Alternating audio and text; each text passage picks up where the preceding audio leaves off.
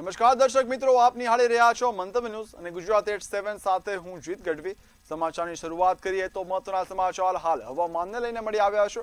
રાજ્યમાં આગામી 7 દિવસ વરસાદી માહોલની શક્યતા દેખાઈ રહી છે। અમદાવાદ શહેરમાં હજુ પણ ગરમીનો અહેસાસ જોવા મળી રહ્યો છે। અમદાવાદમાં આજે મહત્તમ તાપમાન 40 ડિગ્રી નોંધાયું છે। ગાંધીનગરમાં મહત્તમ તાપમાન 38 ડિગ્રી નોંધાયું હતું। દરિયાકાંઠે માછીમારોને દરિયો ન ખેડવાની ચેતવણી પણ આપવામાં આવી છે। સાયક્લોનિક સર્ક્યુલેશન અને ટ્રફની અસર પણ જોવા મળશે। આગામી 7 દિવસમાં છૂટાછવાયા વરસાદની શક્યતા છે।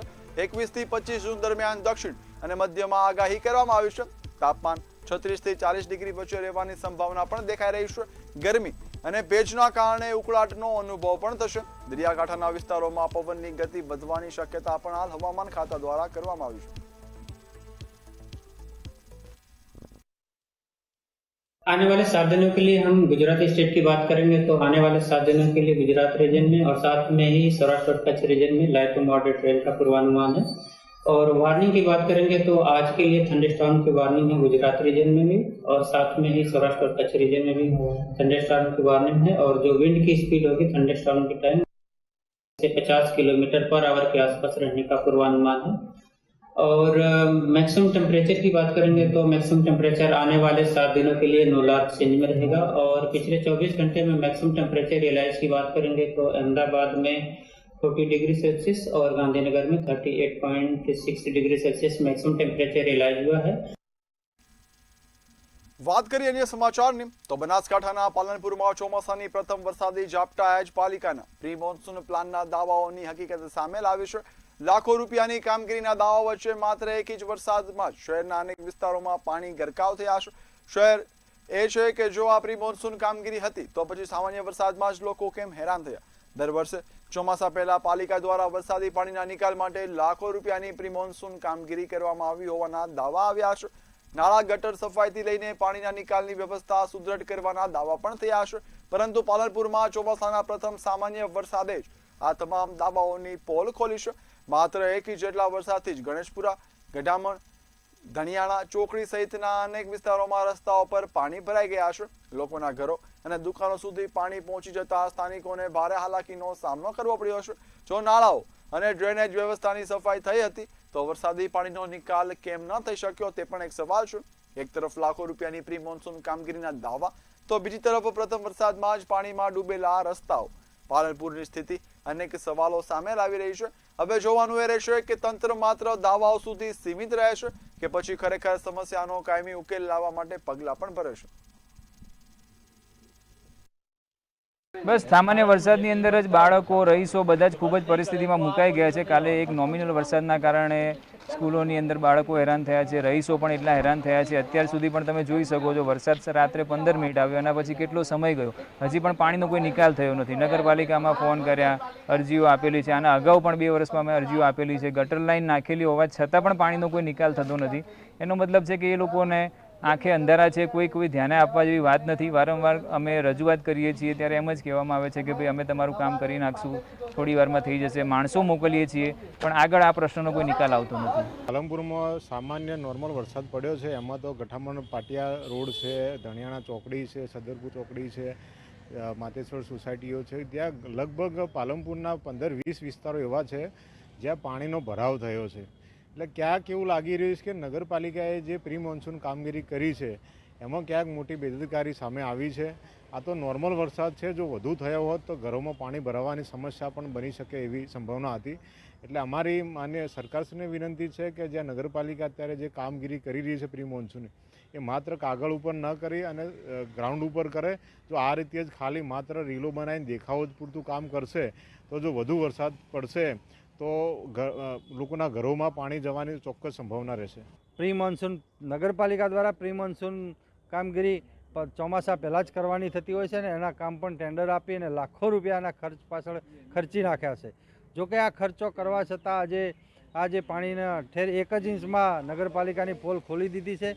તો જો 2-3 ઇંચ વરસાદ આવશે તો લોકોના ઘરોમાં પાણી ભરાઈ જશે અને લોકોને આ પાણી 2017ની જેમ જો આ રીતે જો કામ કરવામાં આવશે તો 2017ની જેમ હોડકા ફરતા હતા પાલનપુરમાં એ ફરી પાછું આ એક બેટમાં ન ફેરવાય એ માટે જે પણ અધિકારીઓ હોય એ તંત્રએ અધિકારી અને જે કોન્ટ્રાક્ટર હોય એને તાત્કાલિક કરીને જે કામ બાકી હોય એ પૂર્ણ કરાવવું જોઈએ. પાલનપુર શહેરમાં ચોમાસા પૂર્વે નગરપાલિકા દ્વારા હાથ ધરવામાં આવેલી પ્રી મોન્સૂનની કામગીરી મોટા ભાગે પૂર્ણ કરી દેવામાં આવી છે. ગટર અને વરસાદી પાણીના નિકાલની સફાઈ, પાણી ભરાવાની સમસ્યા ધરાવતા વિસ્તારોમાં જરૂરી વ્યવસ્થાઓ, ચોમાસા દરમિયાન ઉપયોગી થનાર મશીનરી અને સાધનો પણ તૈયાર રાખવામાં આવ્યા છે. શહેરમાં વરસાદી પાણીનો ઝડપીથી નિકાલ થઈ જાય અને વરસાદ અને નાગરિકોને મુશ્કેલી ન પડે તે માટે નગરપાલિકા સજ્જ રહે. રાજકોટના ધોરાજી પંથકમાં વરસાદની રાહ જોતા ખેડૂતોની ચિંતા દિવસે ને દિવસે વધતી રહી છે. ચોમાસાની ઋતુ શરૂ થઈ ગઈ હોવા છતાં હજુ સુધી સંતોષકારક વરસાદ ન વરસતા ખેતરો સૂકા અને ઉજ્જડ દેખાઈ રહ્યા છે. ખેડૂતોનું કહેવું છે કે સમયસર વરસાદ નહીં પડતા વાવણી અટવાઈ ગઈ છે. કેટલાક ખેડૂતો મોંઘું બિયારણ અને ખાતર ખરીદી ચૂક્યા છે, પરંતુ વરસાદના અભાવે વાવણી શરૂ કરી શકતા નથી, જેના કારણે તેમની મહેનત અને મૂડી બંને જોખમમાં મુકાઈ છે. વરસાદ અત્યારે વાવણી હોય છે ફૂલ એને બંને વરસાદ છે જ નહીં, ગરમી ફૂલ પડે છે, વાવેતર થયું છે, દાણા બફાઈ જાય છે, જમીનમાં જીવાય થઈ જાય છે, એને તળાવમાં પાણી નથી, વાડીઓ ખાલી છે, બોરમાં ઊંડા પાણી છે. વાવણી થઈ ગઈ છે પણ વરસાદ ન થયું તો કેવી મુશ્કેલી પડે વાવણી? વરસાદ ન થાય તો નબળું પડે. અમારા ખેડૂતને એની ઉપર જ આધાર છે. જો વરસાદ ન થાય, વરસાદ ખેંચાય તો ખેડૂતને બહુ નુકસાની થાય. કપાસ છે, મગફળી છે, સોયાબીન છે, વાવ્યું હોય, ઉનાળામાં તાપ પડે તો તાપથી તો બફાઈ જાય, એ કાંઈ ઉગે નહીં. પછી બીજો મોલ વાવવો પડે. બીજો મોલ વાવવા માટે નાનો ખેડૂત શું કરે? એના માટે કોઈ જોગવાઈ હોય તો કરે સરકાર, નકર તો એ એમને રહીએ બીજું કોઈ પણ બિયારણ વાવી શકે. એને પાકોને મુશ્કેલી ઊભી થશે. જો કપાસ છે, હવે સ્થિતિ એવી થઈ ગઈ છે, વરસાદ ખેંચાણો છે અને વાવેતર થોડા પાણી હતા તો કરી દીધા છે. તળાવમાં કે બોરમાં કે હવે ક્યાંય પાણી છે નહીં, વરસાદ ખેંચાણો છે. ખેડૂતની મુશ્કેલી એવી છે કે હવે બીજી વખત લઈને વાવી શકે એમ નથી. અત્યારે ખાતર, બિયારણ અને ડીઝલના ભાવ આસમાને પૂગી ગયા છે. કપાસ, મગફળી અને સોયાબીનને પાકને નુકસાની થાય એવું છે અત્યારે તો. રાજકોટ જિલ્લાના શાપર વેરાવળમાં કરોડોની લૂંટની ચકચારી ઘટના સામે આવી છે. અજાણ્યા શખ્સોએ જીતેન્દ્રસિંહ જાડેજા નામના વૃદ્ધને બંધક બનાવી લૂંટ ચલાવી છે. લૂંટારુઓએ અંદાજે 2.47 કરોડની રોકડ રકમ તેમજ 5 થી 7 તોલા જેટલા સોનાના દાગીનાની લૂંટ ચલાવી હતી. આ ઘટના રાત્રે આશરે 1 વાગ્યાના સમયગાળા દરમિયાન બની હતી. ઘટનાની જાણ થતાં જ પોલીસનો કાફલો તાત્કાલિક સ્થળ પર પહોંચી ગયો હતો. પોલીસ દ્વારા જુદી ટીમો બનાવી 5 થી 7 જેટલા આરોપીઓની શોધખોળ હાથ ધરવામાં આવી છે. જ્યારે આ મામલે શાપર વેરાવળ પોલીસ સ્ટેશન ખાતે ફરિયાદ પણ નોંધવામાં આવી છે.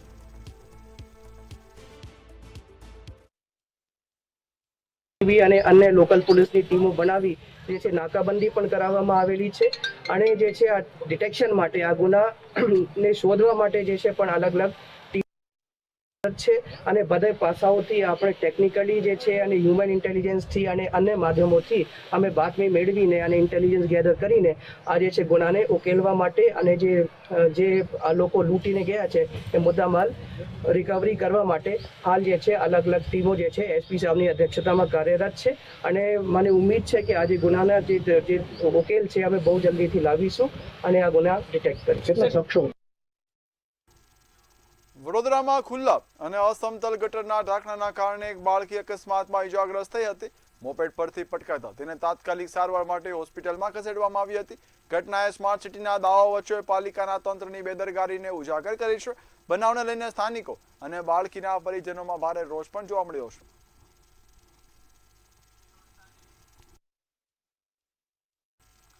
અમદાવાદ જિલ્લાના ધોળકા શહેરમાં સગીર સાથે જાતીય સતામણીનો ગંભીર બનાવ સામે આવ્યો છે.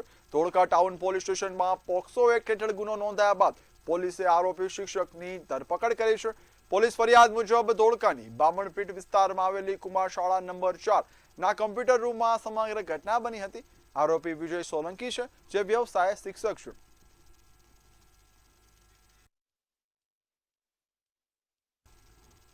રાજકોટ જિલ્લાના જસદણના રાજાવડલા ગામ નજીક એસટી બસનો અકસ્માત સર્જાયો હતો. બાઇક ચાલકને બચાવવાના પ્રયાસમાં બસ ચાલકે કાબુ ગુમાવતા બસ ખાળમાં પડી ગઈ હતી. બસમાં સ્કૂલના બાળકો સવાર હોવા છતાં સદનસીબે કોઈ જાનહાનિ થઈ ન હતી. ઘટનાની જાણ થતાં ડેપો મેનેજર અને પોલીસ ટીમ તાત્કાલિક સ્થળે પહોંચી હતી. બીજી તરફ ડીસા રાણપુર રોડ પર સોમનાથ કોલેજ નજીક હિટ એન્ડ રનની ઘટનામાં એક્ટિવા ચલાવી રહેલી યુવતીનું કરુણ મોત નીપજ્યું હતું. અકસ્માત સર્જ્યા બાદ વાહન ચાલક ફરાર થયો હતો. ઘટનાને લઈને સ્થાનિકોમાં ભારે રોષ પણ વ્યાપ્યો છે.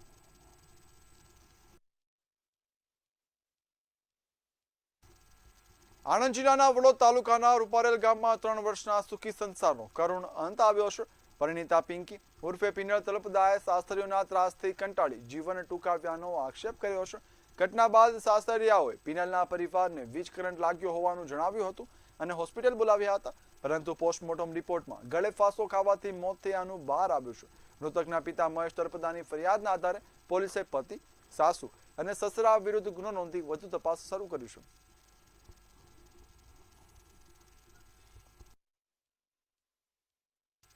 ગારિયાધારના મફતનગર બેલા રોડ વિસ્તારમાં એક ચોંકાવનારી ઘટના સામે આવી છે. પતિએ પોતાની પત્ની પર કુહાડી વડે હુમલો કરી હત્યા કરી હોવાનો મામલો પ્રકાશમાં આવ્યો છે. પતિએ પત્નીને કુહાડીના ઘા ઝીકતા મહિલાને ગંભીર ઈજા પહોંચી હતી. ઈજાઓ એટલી ગંભીર હતી કે મહિલાનું ઘટના સ્થળે જ મોત નીપજ્યું હતું. ઘટનાની જાણ થતાં જ ગારિયાધાર પોલીસ તાત્કાલિક સ્થળ પર પહોંચી હતી અને સમગ્ર મામલે તપાસ શરૂ કરી હતી.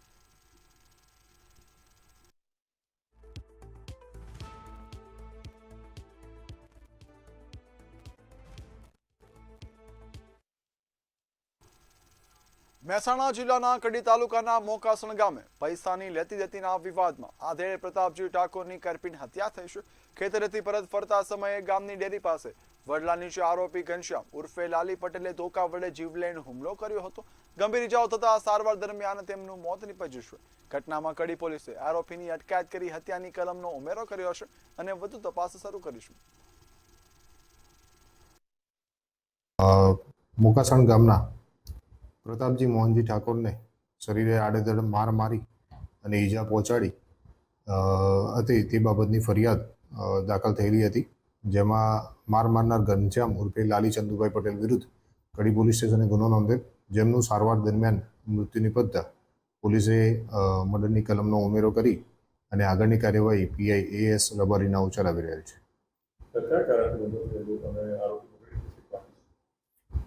આરોપી પોલીસ અત્યારે હસ્તગત કરી રહી છે અને પોલીસ તપાસ કરી રહી છે. અત્યારે પ્રાથમિક દ્રષ્ટિએ પૈસાની લેવડ દેવડનો આક્ષેપના કારણે મારામારી થયેલી એવું જણાઈ આવે છે. વડોદરાના લામડાપુરા તોડફોડ કેસમાં આરોપી કલ્પેશ દલસાણિયાને ભાજપ દ્વારા સંગઠનના હોદ્દા પરથી દૂર કરવામાં આવ્યો છે. તાલુકા કિસાન મોરચાના ઉપપ્રમુખ તરીકે તેમની વરણી થઈ હતી, જેને રદ કરવામાં આવી છે. કલ્પેશના ગુનાહિત ભૂતકાળ અને હાલ નોંધાયેલા કેસ અંગે જાણ થતા જિલ્લા ભાજપ પ્રમુખ ડોક્ટર BJ બ્રહ્મભટ્ટ દ્વારા નિર્ણય લેવામાં આવ્યો છે. ડોક્ટર BJ બ્રહ્મભટ્ટે સ્પષ્ટ કર્યું હતું કે પાર્ટીમાં આવા કોઈ પણ તત્વોને કોઈ પણ રીતે સાખી લેવામાં નહીં આવે.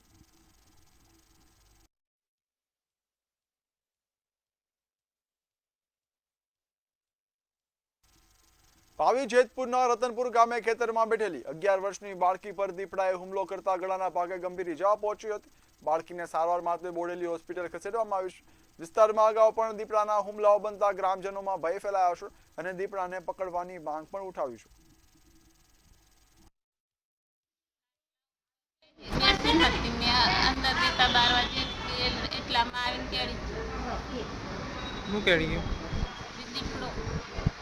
છોકરી એવું બની મમ્મી તો કરી આવું વાંચ્યો આ જતો અંદર અને દીકરો જેવો ખડક મારી એટલે બૂમ પાડી છોકરી આ દોડ્યો પછી છોક દીકરો 16 દિન ચાલ્યો છે. પછી એવું બન્યું કે હું થયું જોઈ પાડ્યું આવ્યું. આશરે રાત્રે 8:30 વાગ્યાના અરસામાં એક બનાવ બનવા પામેલો કે વન્ય પ્રાણી દીપડા દ્વારા શ્રી કપિલાબેન રાઠવા ઉંમર 11 વર્ષ તેમના ઉપર હુમલો કરવામાં આવેલો. ત્યારબાદ તેમને વધુ સારવાર માટે તેમના પરિવારજનો દ્વારા પાવી જેતપુર રેફરલ હોસ્પિટલમાં ખસેડવામાં આવેલા. ત્યારબાદ તેમને વધુ સારવાર અર્થે વન વિભાગનો સંપર્ક કરતા તેઓને ખાનગી હોસ્પિટલ બોડેલી ખાતે ખસેડવામાં આવેલા છે. અંબાજી નજીક કુંભારિયા જમીન કૌભાંડ મામલે એસઆઈટીની રચના કરાઈ છે. બનાસકાંઠા કલેક્ટરની અધ્યક્ષતામાં તપાસ સમિતિની નિમણૂક કરાઈ છે. કુંભારિયાના સર્વે નંબર 189/2 આદિવાસી ખાતેદારની જમીન થયેલ ગેરરીતિ બાબતે 4 અધિકારીઓની તપાસ કરશે. કુંભારિયા ગ્રામ પંચાયતના મરણ રજીસ્ટરના તમામ રેકોર્ડ કબજે લેવાયા છે. તેમજ તપાસ સમિતિમાં સ્પષ્ટ જણાવવામાં આવ્યું છે કે 5 દિવસમાં રિપોર્ટ પણ આપવો પડશે.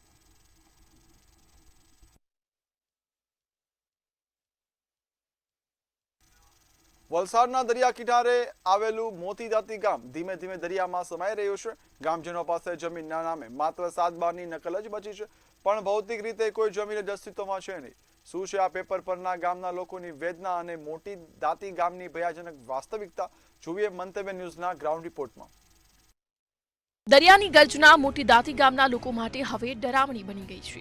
એક સમયે જ્યાં લીલીછમ ખેતી થતી હતી અને ગ્રામજનો જ્યાં રહેતા હતા, ત્યાં આજે માત્ર દરિયાના ખારા પાણી જ ધૂધવી રહ્યા છે. અત્યાર સુધીમાં ગામની અંદાજે 348 હેક્ટર જમીન દરિયાએ ગળી લીધી છે. આ બધી મોટી ભરતી જે ગામમાં અહીંયા ગામની બાજુમાં જેમ ઉમરસાડી છે, દમણ છે, એ બાજુ છે ખડક છે પથ્થર નીચે.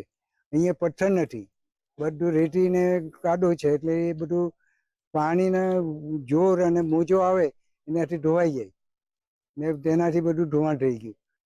અત્યાર સુધીમાં મેં દરિયો બહુ દૂર હતો, આ આટલો નજીક આવી ગયો છે. અને દાંતી આની હોતે તો આ દાંતી બધું ધોવાઈને માલવણ સુધી જતું રહેતું હતું. જમીન ગુમાવી ચૂકેલા અને હવે પોતાના ઘરો પર ખતરો જોઈ રહેલા સ્થાનિકો લાંબા સમયથી મજબૂત પ્રોટેક્શન વોલની માંગ કરી રહ્યા છે. દરિયાકાંઠે અમુક જગ્યાએ સુરક્ષા દિવાલનો હજુ પણ અભાવ છે. આ બાબતે વલસાડ ડાંગના સાંસદ ધવલ પટેલે અધૂરી પ્રોટેક્શન વોલનું કામ તાત્કાલિક ધોરણે પૂર્ણ કરવા ખાતરી આપી છે. મોટી દાંતી ગામ અમારું નામશેષ થઈ ગયેલ છે. જે લોકો રહે છે તે નાની દાંતીની જે સ્મશાન ભૂમિ છે એ એરિયામાં અત્યારે સ્થળાંતર થયેલા છે.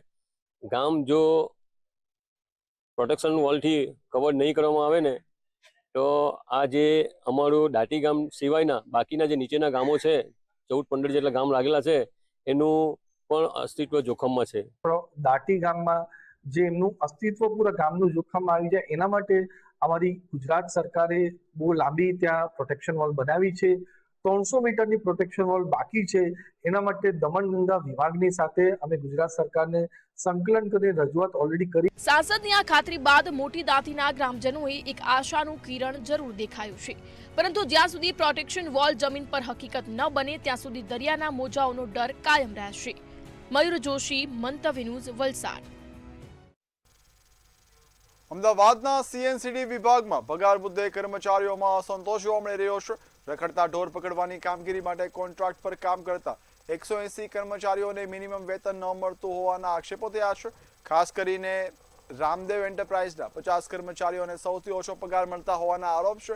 સમગ્ર મુદ્દે કર્મચારી સંગઠનો પણ મેદાને ઉતરી આવ્યા છે અને કર્મચારીઓને ન્યાય આપવાની માંગ કરી રહ્યા છે. સમસ્યા પીએફ, ઈએસઆઈ અને પગાર લઘુત્તમ વેતન માટે માંગીએ છીએ તો ઉપરના અધિકારીઓને કાઢી મૂકવામાં આવે છે. અત્યારે અમારું 500 ને કંઈક 35 રૂપિયા ચાલે છે, પણ પીએફ, ઈએસઆઈ આપતા જ નથી અમને. ઘણા સમયથી અમે આ રજૂઆત કરી છે. સાહેબોને ઉપલા લેવલ સુધી અમે સાહેબોને રજૂઆત કરેલી છે, પણ સાહેબ અમારું સાંભળતા જ નથી.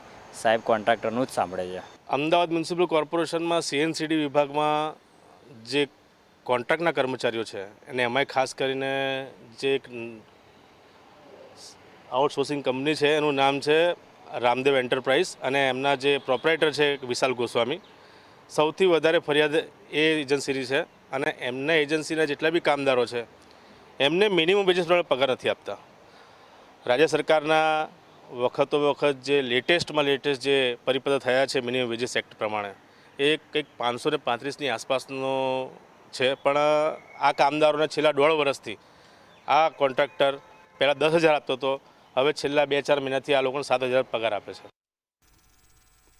છોટાઉદેપુર જિલ્લાના સંખેડા તાલુકાના બહાદપુર ગામે ઓરસંગ નદીના નવા નીરની આવક થતા ગામમાં આનંદ અને ઉત્સાહનો માહોલ જોવા મળ્યો હતો. ખેડૂતો માટે આ વર્ષ સુખાકારી અને સમૃદ્ધિભર્યું નીવડે તેવી ભાવના સાથે ગામના ભોઈ સમાજ, સ્થાનિક આગેવાનો અને સરપંચ દ્વારા ઓરસંગ મૈયાના જળનું વધામણું કરવામાં આવ્યું હતું. આજ રોજ પ્રથમ વરસાદના ચોમાસાના નીર વરસાદ નદીમાં આવતા સમગ્ર ભોય સમાજ અને આદિવાસી સમાજ જે સંસ્કૃતિ સાથે જોડાયેલો છે એ લોકોને જે વર્ષા ઋતુનો પ્રથમ વરસાદ હોય એ આહલાદક આનંદની લાગણી અનુભવે છે અને સાંજે ઉજવણી પણ કરતા હોય છે કે ભાઈ ચોમાસું સારું જાય. છોટાઉદેપુરના સમગ્ર જિલ્લાના ખેડૂતોને વરસાદની ચાતક નજરે રાહ જોઈ રહ્યા હતા. આજે ઓરસંગ નદીના પ્રથમ નીર આવ્યા છે. અમે એમના વધામણા કરવા આવ્યા છે. મહેસાણાથી એક ચોંકાવનારો બનાવ સામે આવ્યો છે, જ્યાં સિવિલ હોસ્પિટલના ફિટનેસ સર્ટિફિકેટ માટે બનાવટી દસ્તાવેજો અને નકલી સિક્કા તૈયાર કરવાનો કિસ્સો પ્રકાશમાં આવ્યો છે. મહેસાણા જિલ્લામાં the Gujarat state ONGC land loser farmer labour cooperative society લિમિટેડમાં ડ્રાઈવર તરીકે ફરજ બજાવવા માટે કેટલાક વ્યક્તિઓએ મહેસાણા સિવિલ હોસ્પિટલનું ફિટનેસ સર્ટિફિકેટ માંગ્યું હતું, ત્યારે પોલીસ દ્વારા સમગ્ર મામલે વધુ તપાસ હાથ ધરવામાં આવી છે. કે આ 4ના થોડા દિવસ પહેલા અમારા અહીંયા ત્યાંથી ફિટનેસ થઈ ગયા છે અને એમાં મેડમ અમારી કાઉન્ટર સહી માંગી છે, એટલે તમે જોઈને ચેક કરીને મને કાઉન્ટર સહી કરી આપો. એટલે મેં દસ્તાવેજો બધા જોયા 4માં. એમાં પહેલા 3 જે કેસ હતા એમાં અમારા બધા કન્સલ્ટન્ટે જોયેલું હતું, અમારા આરએમઓ સાહેબે પણ જોયેલું હતું અને એની સહી પણ બરાબર થયેલી હતી. જ્યારે જે ચોથું ફોર્મ હતું, જે ચોથું પેશન્ટનું ફોર્મ હતું, એમાં અમારા આરએમઓની સહી ખોટી હતી અને થોડું સિક્કામાં પણ મને થોડો ચેન્જીસ લાગ્યો.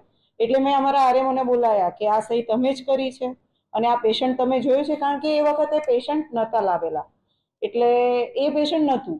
એટલે મેં એમને બોલાયા કે આ પેશન્ટ તમે જોયેલું છે ને, આ સહી તમારી છે. ત્યારે એમણે એને નકારી કાઢ્યું કે આ સહી મારી છે જ નહીં, આ સિક્કો પણ આપણો નથી અને આ પેશન્ટને પણ મેં પોતે જોયેલું નથી કે ચકાસ્યું નથી. મહત્વના સમાચારની વાત કરીએ તો સમાચાર હાલ નવસારીથી મળી આવ્યા છે, જ્યાં નેશનલ એક્સપ્રેસ વે પર અકસ્માત સર્જાયો હતો. વાત કરીએ મહત્વના સમાચારની તો સમાચાર હાલ નવસારીથી મળી આવ્યા છે. નેશનલ હાઈવે પર અકસ્માત સર્જાયાની ઘટના છે તે હાલ નવસારીથી મળી આવી છે. આડમપોર ગામ નજીક અકસ્માત સર્જાયો હતો અને અકસ્માતના પગલે અફરાતફરી પણ સર્જાઈ હતી. ડમ્પર ચાલકે મોપેડ સવાર મહિલાને ટક્કર મારી હતી. પરિણામે અકસ્માત તે સર્જાયો હતો. 41 વર્ષીય મહિલા રસ્તા પર પટકાતા ઘટના સ્થળે જ તેનું મોત નીપજ્યું હતું. બહેનને મળવા નીકળેલી મહિલાને રસ્તામાં કાળ ભેટી ગયો હતો અને અકસ્માત સર્જાયો હતો.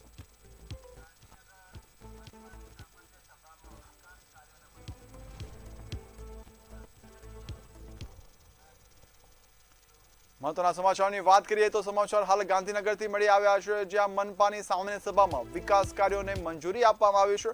ગાંધીનગરથી વાત કરીએ, મનપાની સામાન્ય સભા યોજાઈ હતી, જેમાં વિકાસ કાર્યોને મંજૂરી મળી છે.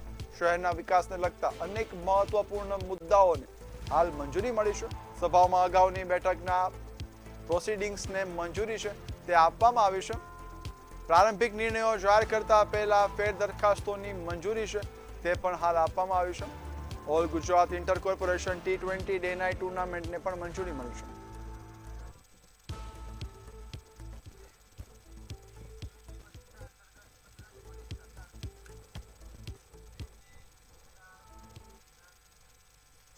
સમાચારમાં આગળ વાત કરીએ તો યોજાનારી નીટ યુજી પરીક્ષાને લઈને પોલીસ તંત્ર છે તે એક્શનમાં દેખાઈ રહ્યું છે.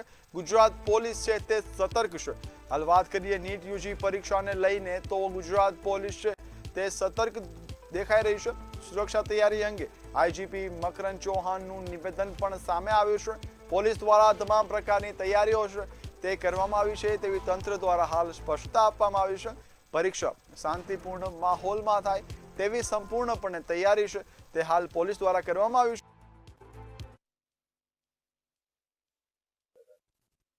આવતીકાલે નીટ યુજી 2026નું આયોજન છે NTA તરફથી અને એના માટે ગુજરાત પોલીસ તરફથી પૂરતી તૈયારી કરવામાં આવી છે.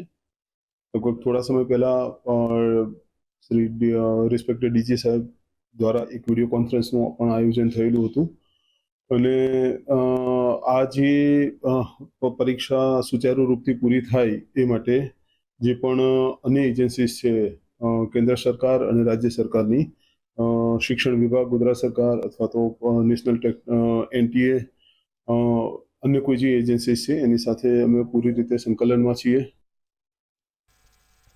ગુજરાત 87માં હાલ બસ આટલું જ. વધુ સમાચારની અપડેટ્સ માટે જોતા રહો મંતવ્ય ન્યૂઝ. નમસ્કાર.